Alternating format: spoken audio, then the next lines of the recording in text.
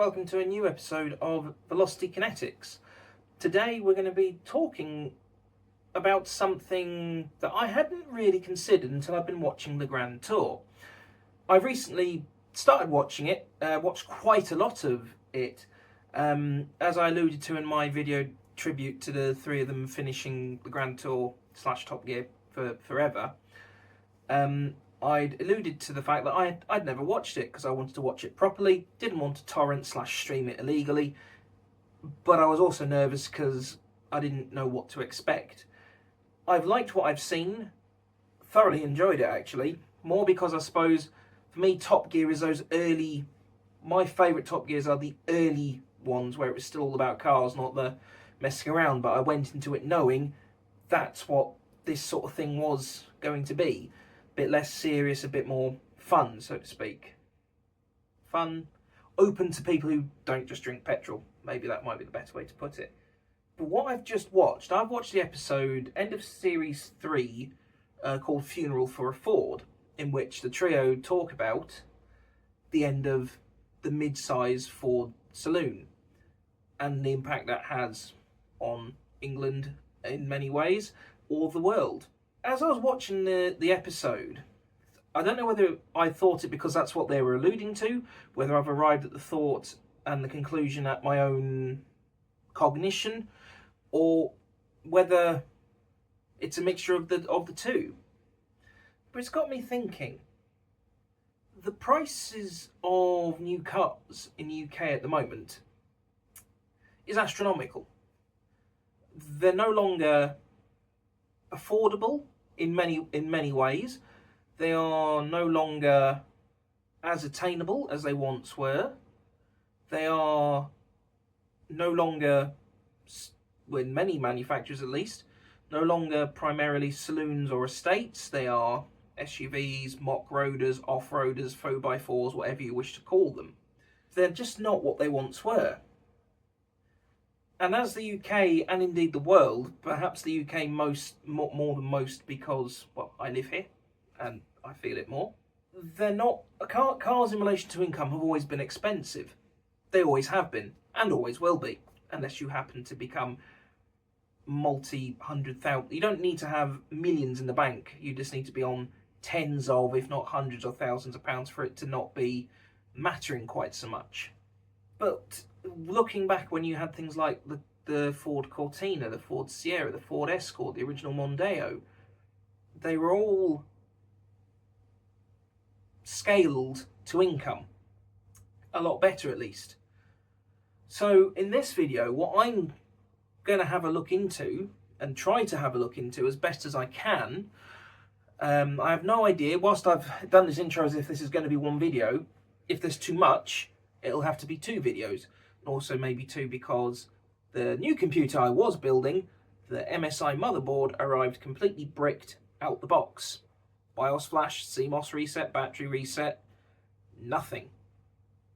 Insists that the processor, that's £350, and the RAM, that was £200, are the problem. Although the forums online would suggest that the motherboard is the problem. So I've got £1,000 worth of computer, which primarily specs are high with editing in mind, currently sat on the floor over there on its side because I'm waiting for eBay to pull their finger out their tushes and get me a new motherboard. But anyway, my tech problems aside, I want to talk or look into, is there a car as such, regardless of what part of the world it comes from, regardless of what manufacturer it is there a car that you could describe as an everyman sort of car?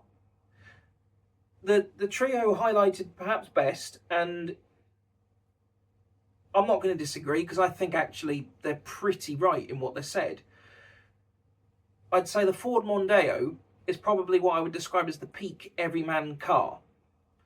Regardless of what specification level you have, you could be the top of the tree in the organisation. A Mondeo would have been good, just a really high-end one. You could have been at the bottom, and a low-end Mondeo would have been just as good. They were practical, they were good to drive, saloons, estates, roomy.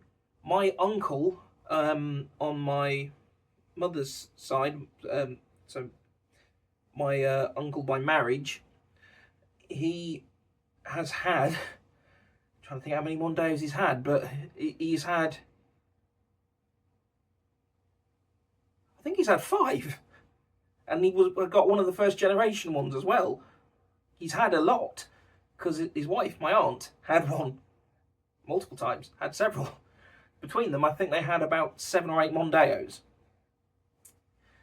It's not really anything that anyone else has managed to achieve, really, in many ways. So the criteria I'm going to do my best to stick to for this video, and I appreciate the intro slate is going to be coming very late in this video, but when you're on a roll and talking, you don't really stop to make a break or anything. The criteria I'm going to try and stick best to, I need to work out what the mean income in the UK is, and then I need to look back and try and find a good ratio of income to car cost, and see where that works. I believe the national average income in the UK is about £29,000. May have changed slightly depending on what the latest ONS statistics are, but we'll have a look. But I'm not restricting manufacturer, they can come from anywhere. I am not going to restrict it by number of models available. So if, for example, it turns out Subaru Outback's the best car, for example, best everyman car, for example, that is, and I think there's only 2 trim choices, I'm not getting into that. It's just, what is it? And then obviously if it's a good everyman car, then obviously there should be more things further up the range that you can aspire to. I'm not going to differentiate between whether it's petrol, electric, diesel, hybrid. It is what it is. It will come as it comes. I'm not getting into used residuals and things like that, or at least that's not. I might see how they're stacking up used and see if we can give some advice about picking up a cheap one. I'm not going off other people's personal reviews. I'm just going to follow the mathematics, or at least as best as I can. There will be some element of my rather substantial gut in my own opinions of everything. Probably will be heavily driven by what I would be happiest writing a check or handing my debit card over for to purchase. So those are the parameters. As I record this video, this introduction slate, it is the 18th of January, and the video I recorded on the 1st of January is having its 4th attempt at being rendered, because the computer keeps switching off because it's dying. The existing one, something's wrong with it. So we'll see how long it takes for me to get the rest of this finished. But before we go anywhere and cue the intro slate or transition, any gut instincts as to what you think it might be? I wouldn't be at all surprised with what manufacturers I can think of off the top of my head. I wouldn't be at all surprised if it turns out to be a Hyundai, and if the i40 saloon in the state is still around, I wouldn't be at all surprised if it turns out to be that or one of its immediate competitors. Let's find out.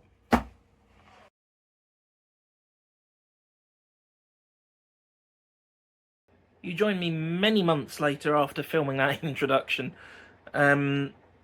Life got in the way, unfortunately, but I'm picking it up now. It's quite hard to work out because the day I'm recording this particular segment, it's the 10th of August. That previous section's been recorded 8 months, but I've just rewatched it again, and I don't know how many times I've rewatched it between recording and now, but as it's fresh in my mind from watching it about 15 minutes ago. The thing I've mentioned is the ratio between price to average income at the time, which I do plan to still continue looking at. But what I've just done is run a rough figure. So I took what I believe was an average cost of a car from about 2005, which is about £18,000, based on the receipts that I remember seeing for my dad's V40s at the time.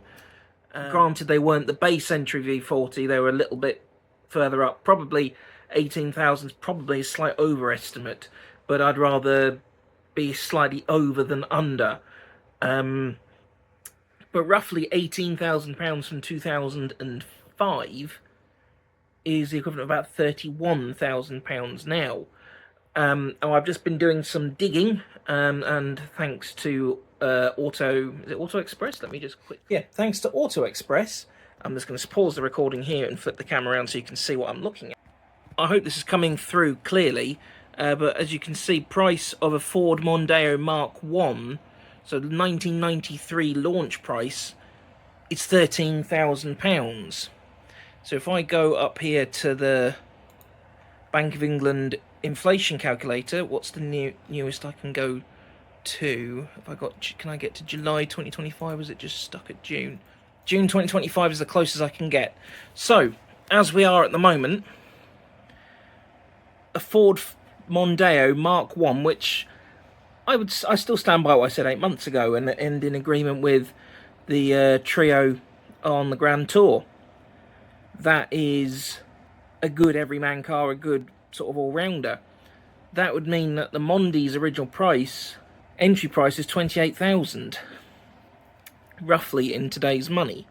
My concern with that figure is I don't think that's going to be very big. I can only think, this is not without, I haven't gone trawling through websites as of yet, manufacturer dealer websites for new cars at the moment. But based on how much everything's gone up, 28,000, off the top of my head, you're looking at maybe a Vitara or an S-Cross from Suzuki. You may be able to get an A3 from Audi for that. You might be able to get an A-Class from Mercedes for that. I don't think you can get an entry-level V60 or S60 for that money. You might be able to get a Mazda 3. You might be able to get closer to something bigger, like a Peugeot 508. But even then, it's a bit nip and tuck. Land Rovers are out the question. Jaguars will be out the question. Citroen and things don't make quite the same cars that they used to. So one of the main competitors to the Mondeo at the time was the Citroen Xantia. You basically on your sales rep, so we say sales rep bills, you were looking at BMW 3 Series, maybe a C-Class Mercedes if you were lucky, Volvo 400 Series, so 440, 460, then S40, V40, Ford Mondeo as mentioned, and then indirectly the Ford Focus itself when that came out as well. You might be able to get a low-end Jag for that money, Mazda 6, I think, if I remember the model lineup correctly. Subaru Impreza, just Subaru in general. Alpha, whatever they were making at the time, but it would have been within there. So, there would have been quite a few mid-90s cars, never mind things like Rover, for example, or other Japanese entries like Honda and Mitsubishi, who did make good saloons and estates way back in the day. Or at least in the time I'm sort of basing my immediate starting point on, of the Ford Mondeo. So it's not ideal. What's happening, as in the way the maths is lining up. If I just took the blatant average of the 18,000 and went to 31, that gives us a little bit more to play with. And whilst I would love to add a new condition in now, of we're sticking with everyman car that's a saloon or an estate to give it the closest comparison, whilst I might focus inadvertently more around saloons and estates, unfortunately I have to acknowledge my own biases here, because the saloons, estates are what I grew up with. I don't see the point in most SUVs, can't stand them. Show me an SUV that is more practical than it's cheaper and or equivalent price saloon or estate. Apart from maybe coming with all-wheel drive, that's probably about it. Unless, of course, the only caveat to that would be if people have got disabilities or injuries, etc., where a conventional saloon or estate is too low down for them to get into. Think about it. I think even that 28 puts the new Honda Civic out of reach. A fucking Honda. We're not trying to get an NSX or anything stupid like that. Just an entry-level Civic, I think, costs more than that off the top of my head. Even if I use the higher estimate, which gives us 31, I think a new Civic still costs more than that. And I'm just going off dealer, going to go off the website, manufacturer website information. But I don't even think you might be able to get a Megane for that price. Maybe if they still make an estate Megane, you might even starting to get something like into the Arcana area. Something tells me, best bang for buck, we might be looking at the French, which not ideal. If Ford do still somehow come out on top, it's gonna be the fucking Puma.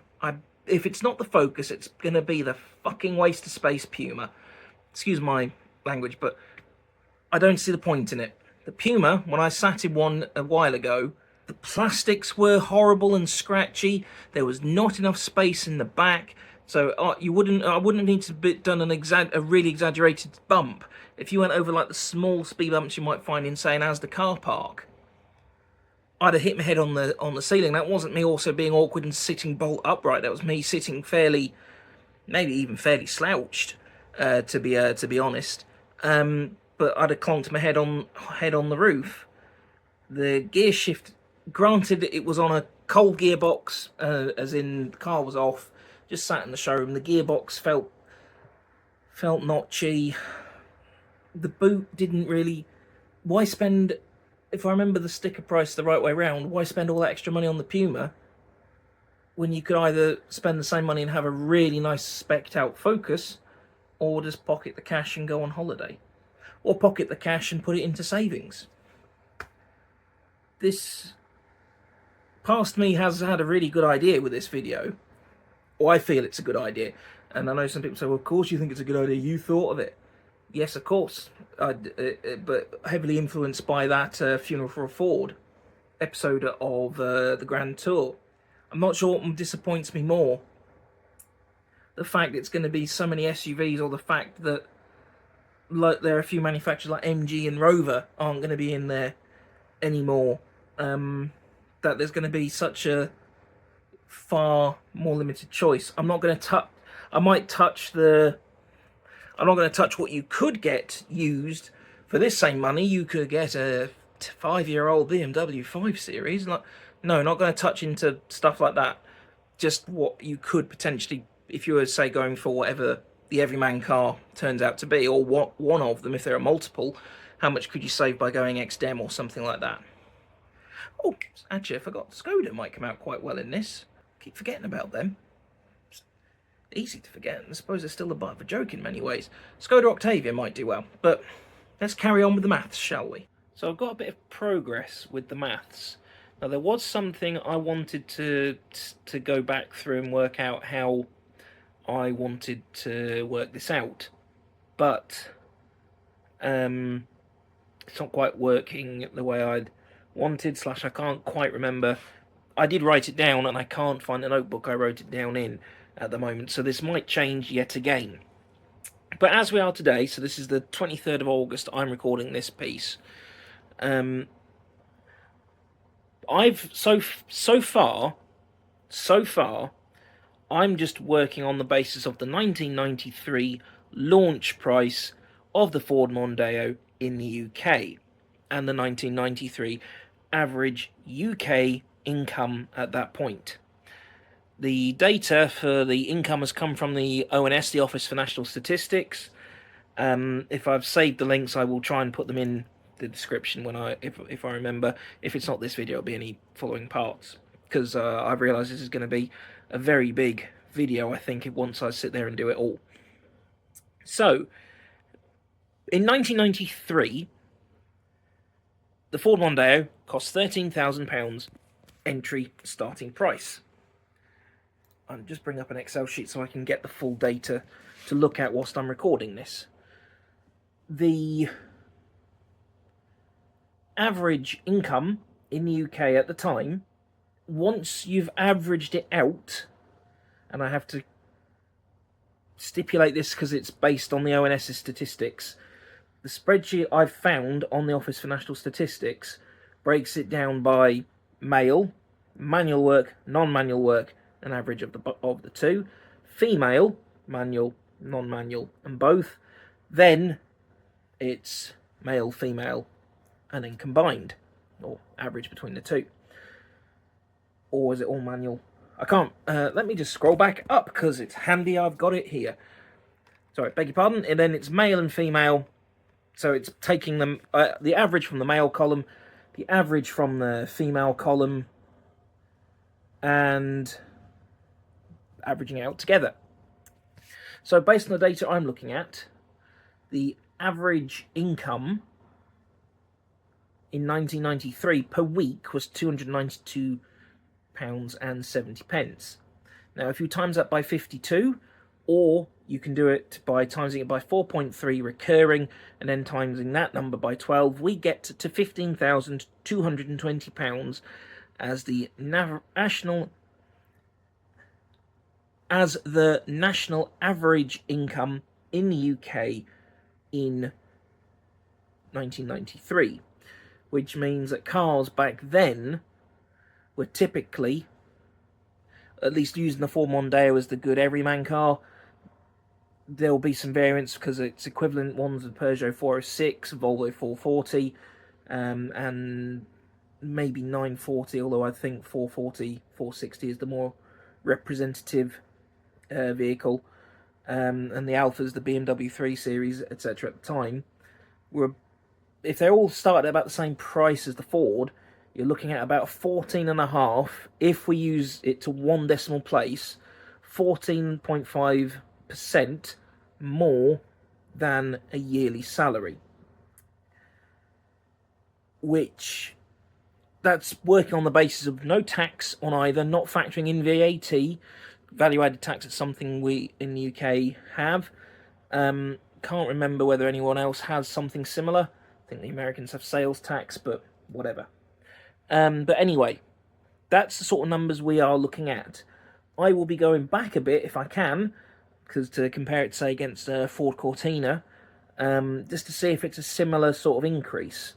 And if the numbers are about the same, I appreciate I should be doing every year to work out what the next increase is, and if it's a predictable increase, to say, for instance, if it's gone up 1.5% every year, then I could just do it on today's figures on a 1.5% increase. But I'm going to see if it's about the same sort of 14-ish% figure. That's more than I thought it was going to be. I thought the numbers were going to be closer. I thought it was going to be 7-8% more. So, interesting that my own perceptions are challenged with this. It does mean, though, that I don't think we're going to have quite the budget to play with that I had hoped. And after the last recording I did go away and have a look through a couple of cars I thought would be good for this, like the Peugeot 308. Based on the rough numbers I was working off back then, you could only get a Peugeot 308 hatchback, not the estate, the hatchback, or Peugeot 2008. So, if you look at if the numbers work out to line up with the Ford Cortina, we've had the Cortina, we've had the Mondeo, to then go to a 2008, that's a bit of a come down. Let's get cranking on the maths. And I apologise, Mrs. Lutton, from SGS. Yes, I am doing maths. Yes, I know it was something I was never very good at. And yes, if your eyes continue to roll at my mathematics, it's not a reflection on your teaching at all. To have had me from year 8 to year 11, that must have taken quite a bit of patience. Anyway, get cracking.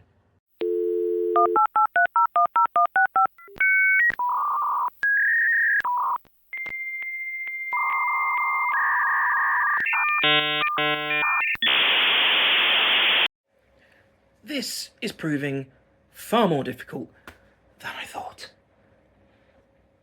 More coffee, more maths, more digging, and more times required. Stay tuned.